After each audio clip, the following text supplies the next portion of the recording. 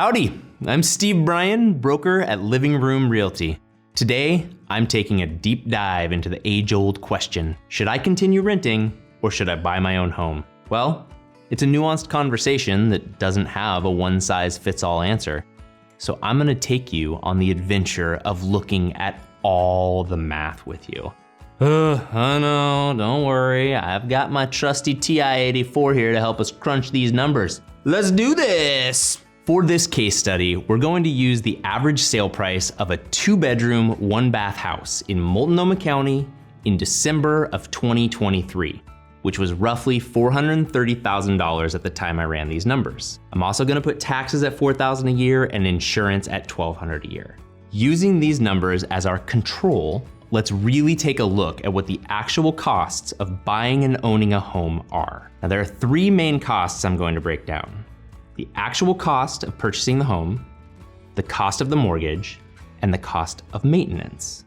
Number 1, the actual purchase of the home.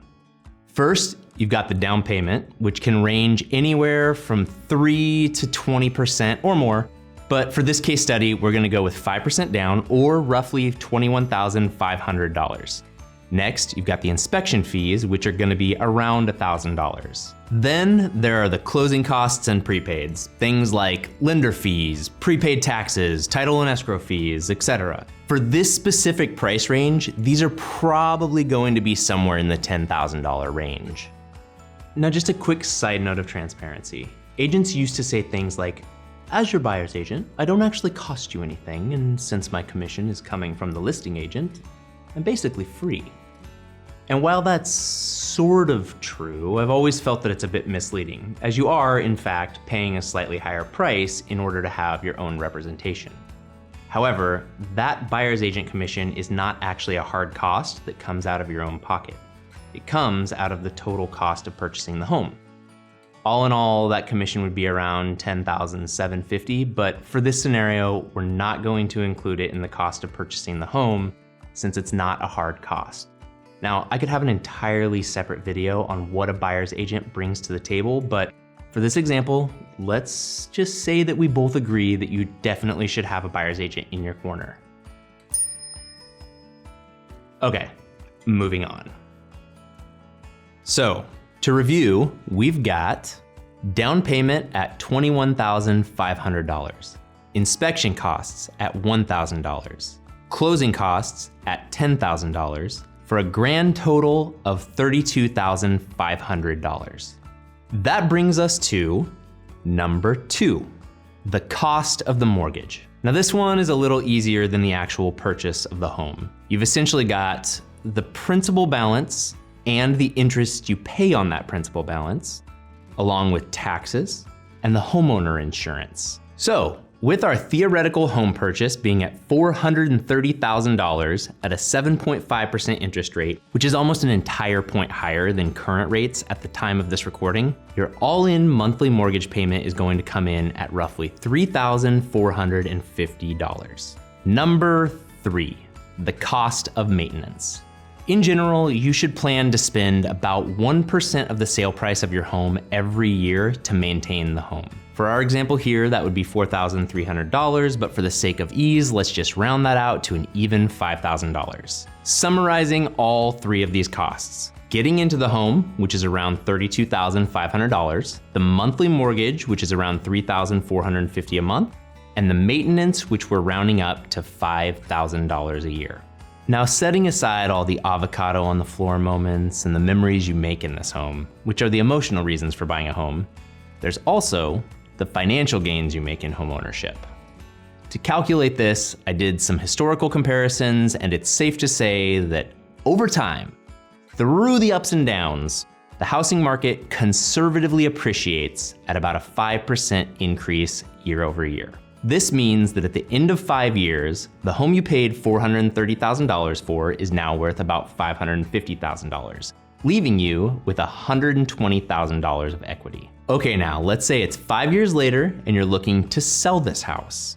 Now, to keep this simple, the total costs of selling this home subtracted from the equity you will have gained is going to be around $30,000 for an investment that you got to live in while you otherwise would have been paying rent. Keep this in mind for later.